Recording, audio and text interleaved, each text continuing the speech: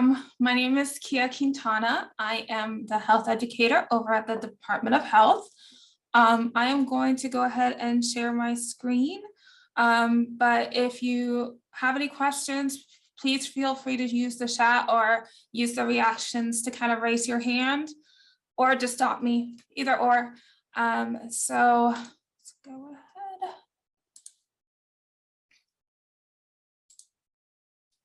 All right, can you all see it? Yes. Okay, awesome, thank you. All right. So this presentation, I'm not going to take too much time, but I really wanted just to give you some simple tools that you can use forward, whether it's in the Majors Fitness Challenge or just, in everyday life. And so today we're going to be talking about self-awareness and how it can be used to improve your health. And I just think it's an important tool to have as part of your health journey moving forward. And it's something that really isn't talked about. When it is talked about, it tends to be more in terms of mental health, but it can also be applied to your physical health. So I just wanted to touch up on that. Let's see. Okay, so to start off, what is self-awareness? So self-awareness is having the ability to think about your lifestyle objectively, understand your needs, your desires, your failings, habits, and everything you are as an individual.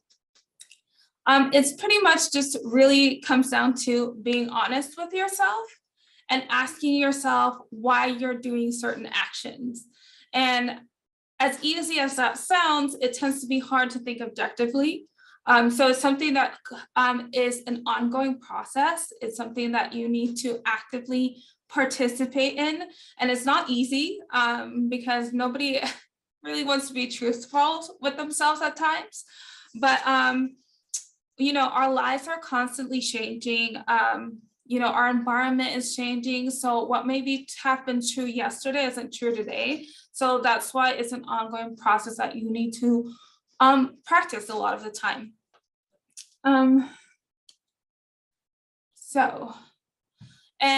Why should you care about it? Well, it'll help you achieve your goals because you're taking into consideration your strengths and your weaknesses and your drive.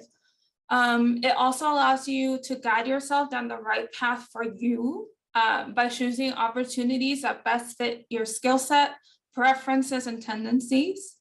It makes it easier to identify situations and people that hit our triggers and enables us to anticipate our own reactions. And you can apply this to all aspects of your life. It's not just about your health, but you can apply this in your work environment, your personal life. So it's just a really useful tool to have. So I'm sure you all have a reason for kind of, partaking in this challenge. It can be weight loss. It can just be getting healthier, increasing your physical activity. We all have our reasons, right? But these goals aren't always the easiest to achieve. Sometimes we don't know where to start. Maybe we're just stuck and we just don't know how to get past it. Or you are one of those that I have been there, done that, have tried it like 20 times. It hasn't worked, so I've just kind of given up. And I think all of us have been in those situations at some point in our lives.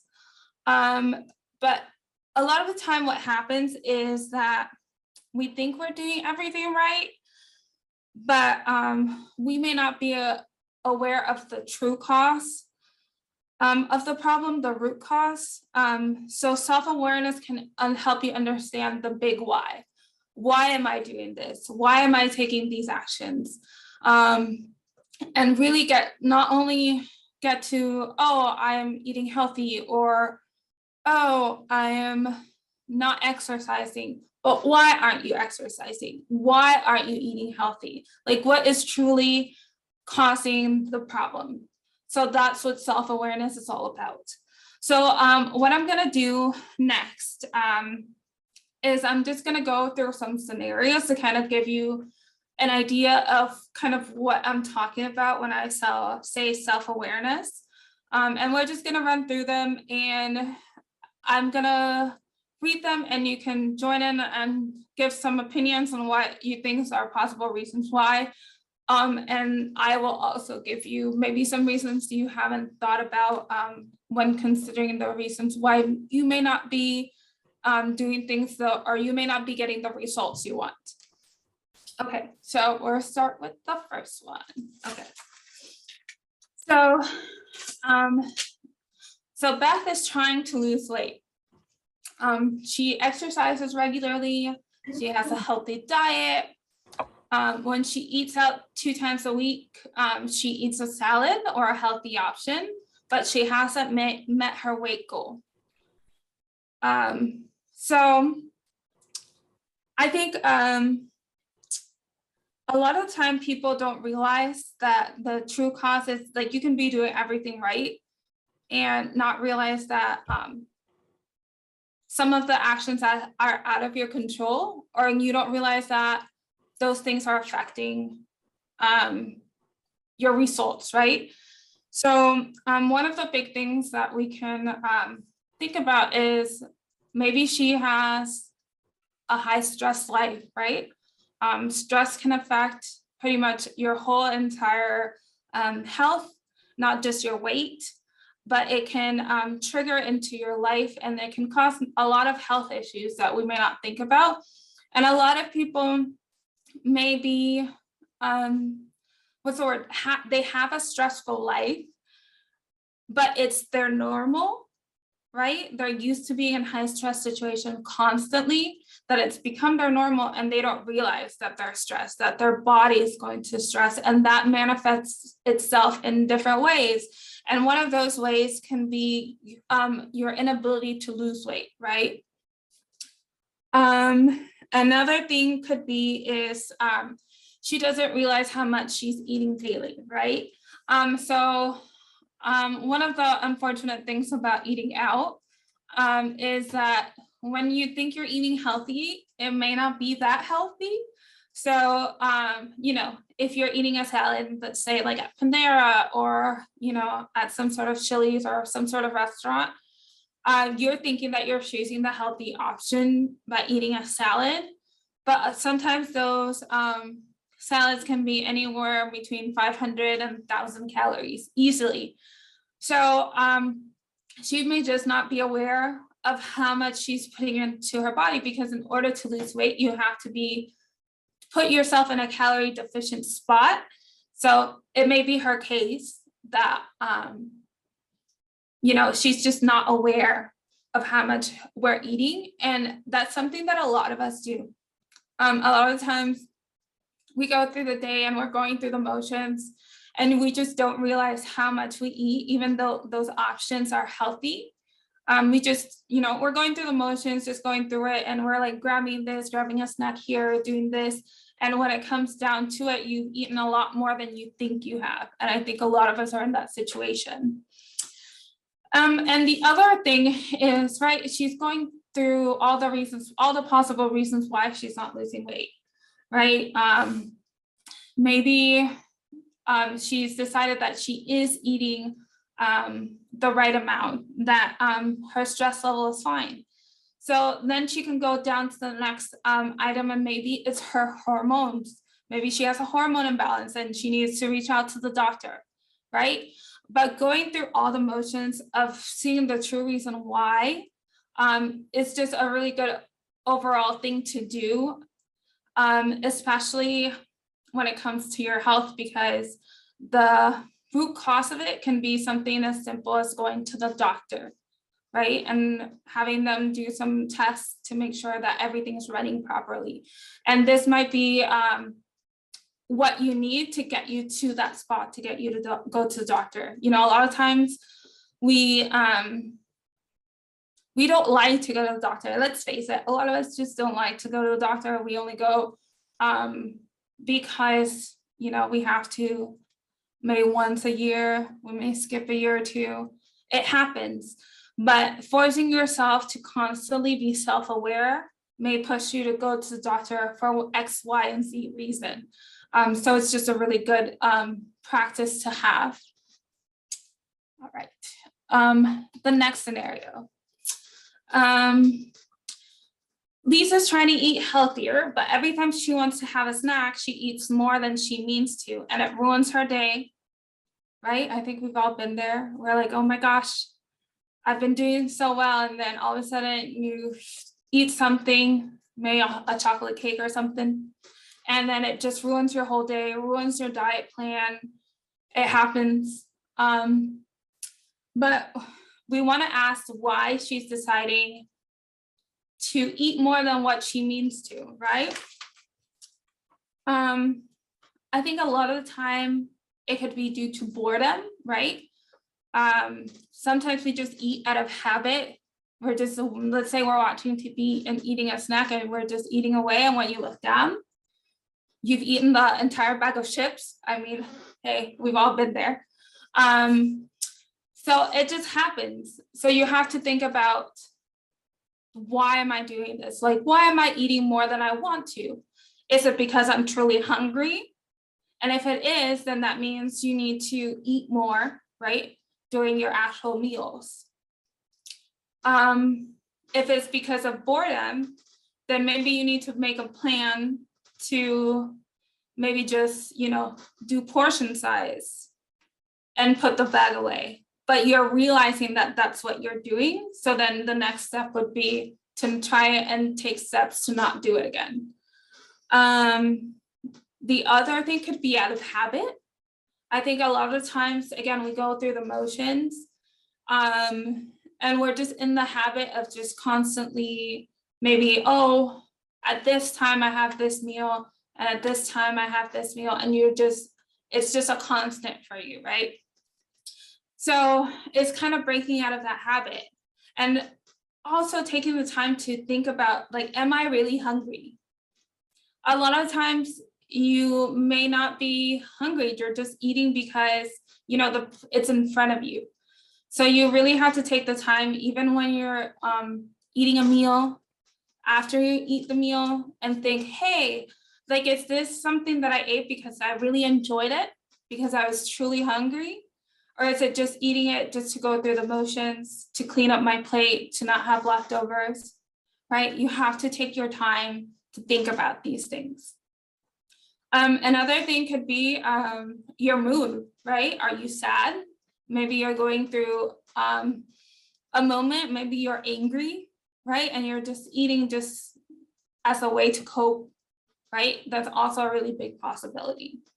And then again, stress. Stress is a really big part of everybody's lives. And some days are more stressful than others. And so you get home, right? And you just want to eat everything in sight, just to, let go of the day, and you just want to enjoy something and really have it be good. And that's okay to do. There are some days that we need that, right?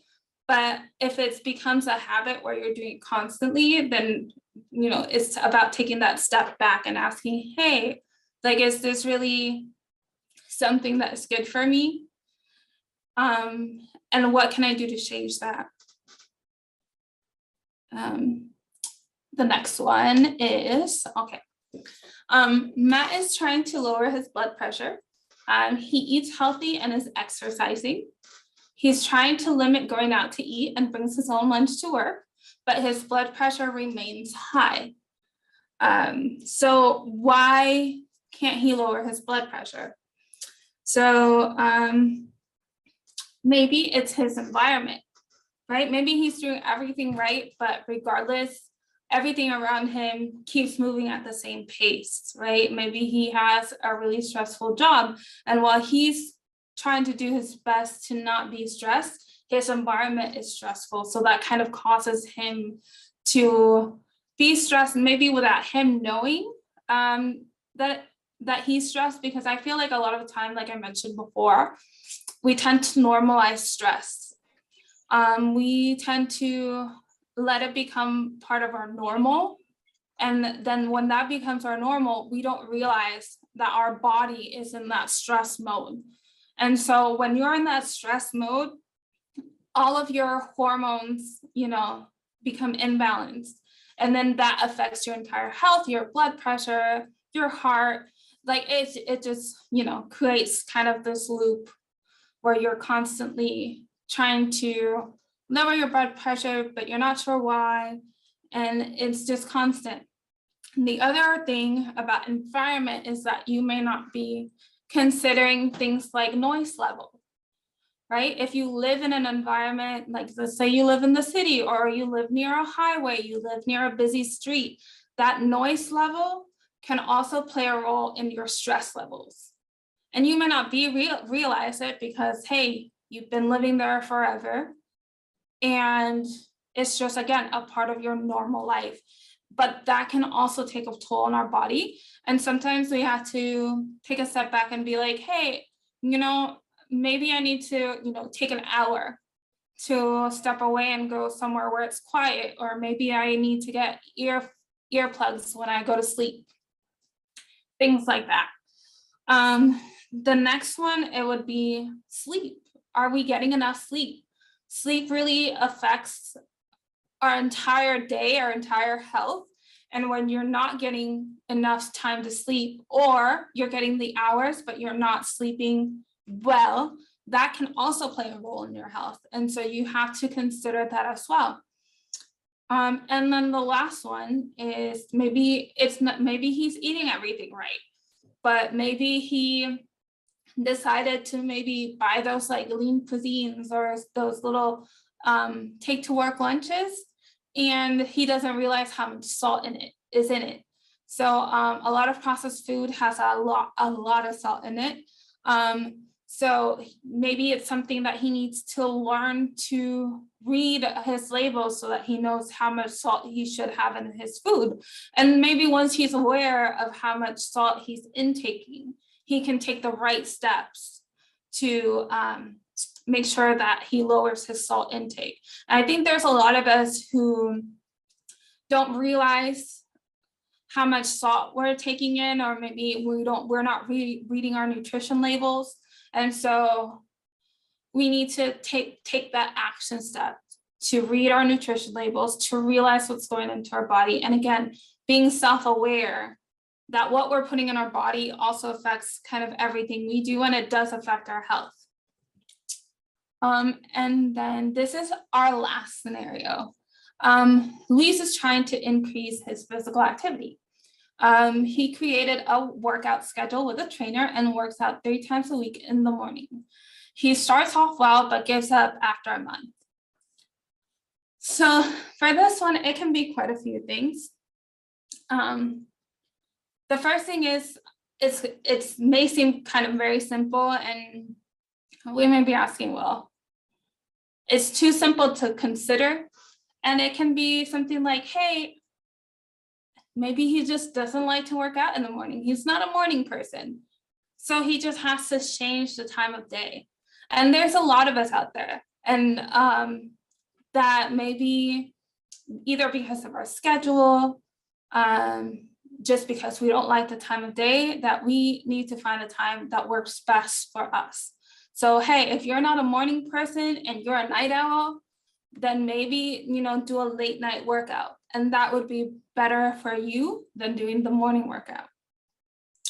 The next thing could be the activity itself. You have to find something that you truly enjoy, so that you can make it last. And so if you realize that, hey, this is not the right activity for you, I mean, I can be one to say that I hate running. That you cannot make me run. Maybe if somebody was chasing me, I would enjoy running, and not even then, but it's not something that I like to do. And so I have to find other things, right, to get my cardio in that isn't running. But you have to learn to know yourself and realize that just because, everybody says this is the right exercise to do, it may not be the right thing for you. Because you want it to be enjoyable, you want to go to exercise, right? You want to be able to enjoy your activity so that when you're done with the activity, You can't wait for the next time that becomes like your relief. So just consider that. And then the last thing could be something as simple as the location or environment, right? Maybe his neighborhood, maybe he's not going out for a walk and his neighborhood isn't safe, right? So he's just not comfortable going out and walking the area. So maybe he needs to go out to a park, or maybe he's not comfortable at the gym. So he needs to find a different activity that works best for him. The whole thing is that you just have to take the time to get to know what you like and what works best for you, and then take the necessary steps to apply that. And while it seems fairly simple to do, I don't think a lot of us really take the time to think about that. We're just going through the motions. We're just checking our list and thinking that, this is what I have to do to get the things done. And it just may not be the right thing for you. And sometimes we just need to take a step back in order to be successful and get the results that we want.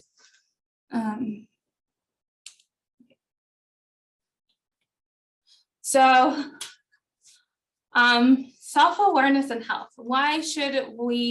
How are they linked?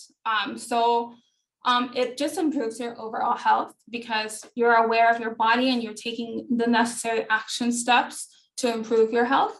And it also improves your mental health, right? If you realize that, hey, this day is really stressful, then maybe you take time out of your day to have a self-care day, or maybe you do something that relaxes you, read a book. So overall, it includes your mental health too, which is really important. The next thing is that you'll be better at communicating with your medical team. If you're able to go up to your doctor and be like, listen, I'm trying to lose weight. I've done this, this, and this. I've gotten to the reasons why I eat this way. What are the next steps that I need to do? Do I need to be taking a medication? Maybe there's a medication that you're taking that is affecting your weight levels. And you start asking questions and building that communication with your physician, your medical team, and then you're going to be getting the right responses. And then it just helps you learn the reasons why you aren't meeting your health goals, right? If you know why you're not doing something, then you can create a plan so you can overcome those barriers. I think a lot of time we're in the boat that we're like, well, I'm doing this right. I'm eating healthy. I'm exercising. I'm doing this. You're checking all the boxes. And then you're not seeing the results. And that can be, it can defeat your goals. You can lose motivation. And so kind of taking a step back and rearranging certain things and creating maybe a new plan can be the right start for you to, gain that motivation to move forward. So I just think it's just a really easy thing to do, but we just don't think about. So there are a few action steps that you can take, right, just to become self-aware. The first thing is to create a daily log of your activity. So if you are exercising, maybe you're creating a log of how much you're exercising, when you're exercising, your eating habits, right? You want to write down what you're eating, what portions you're eating, how much you're eating. Maybe if you're able to, it's not easy, but calculating the calories that you're eating. And then also your sleep schedule. I think this is a really big thing that people forget to consider is how much they sleep. So taking that into consideration, because that really does affect your health. And then one important thing that I want you to do if you're going to do a daily log is to consider your emotions when you're doing these activities. Like take a minute and think, like, hey, am I eating because I'm stressed? Am I eating because I'm happy? Am I enjoying my food? Right? Am I eating because I'm sad? All these things play a role, and it feeds into that question, why? So it may be that you aren't eating healthy, not because you don't want to, but because you're using as a coping mechanism, right? Or maybe it's not that you don't want to eat healthy, but maybe you're not enjoying your food and you're not taking the time to enjoy your food, right? So all of these things play a role. So really take the time that if you're gonna log all of these activities, and you don't have to log every single one. I mean, if you want to go ahead, there's a lot of great applications that help you do this so that you don't have to what I was looking at the glass. go and do it yourself. But if you're gonna write it, you can pick and choose which activities you want to log. You know, if you want to just focus on physical activity, or if you want to do them all, by all means. The next step is to explore new things. I know this seems really simple, but really go out and explore new things, because especially when it comes to physical activity, and I think the Majors Fitness Challenge is a great opportunity for us to do that, is to go out and try new things that maybe you haven't tried before. So again, it may not be that you don't enjoy physical activity, that you don't enjoy exercise. You just might not have found an exercise that you really enjoy. Maybe you want to try Zumba, or you want to try lifting, or you know, you need that boot camp. You need to have that rigid plan. We're all different and we all experience and learn differently. So why would exercising not apply the same way? So just take time and explore new things. Go out and maybe, you know, run in a park if that's what you enjoy, or go ride a bike somewhere where you haven't been before. It can be really relaxing, just make it a really enjoyable activity. The next thing is create a plan that works best for you. Once you figure out the why of why you're doing things, then take a time to create a plan that works, that is tailored for you, right? So once you realize, hey, like I'm eating because, you know, out of habit or out of boredom, then maybe, you know, you create a plan so that you, before you go and eat a snack, right? You think to yourself, am I really hungry, or am I eating because I'm bored? And then if you are bored, then you take certain action steps, right? Then you do an activity that you really enjoy, whether it's, you know, playing a game, coloring, reading. So the idea is that you have a backup plan for when you're in that situation. But you have to think about and really be self-aware that the reason of why you're doing this is that particular reason. So you have action steps already in place so that you know how to react. And that's a really important part, is that you know how to react in certain situations so that you are able to change your behavior. The next thing is know your limits. I think a lot of us, especially maybe at the beginning of the year, we all have resolutions and we're all super gung-ho about this is what I'm going to do and this is what I'm going to do. And we have like this list of like 10 different things that we want to accomplish within the next month. And while it's great that you have these goals, sometimes we have to take a step back and know your limits, right? It can be a limit, not anything to do with your physical activity, but maybe you're just super busy. You have a really busy schedule. You have a really busy life. So these goals have to be realistic, right? Maybe you have some short-term goals and some long-term goals. And you have to think about your life that way, right? We can't all go all at once, all the time, 100%, because then you give up a lot easier, and you don't reach those goals that you want to do. So know your limits, and also just know your limits physically as well. If you're the kind of person that needs to start off with a walk, then that's fantastic. Walking is just as good as running when it comes to your health. The important thing is that you're moving and you're active and you're slowly getting better.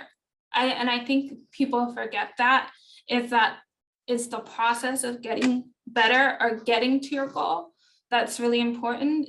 And if you have to take a step back because of X, Y, and Z reason, that's okay. You just have to know when to push forward and when to pull back.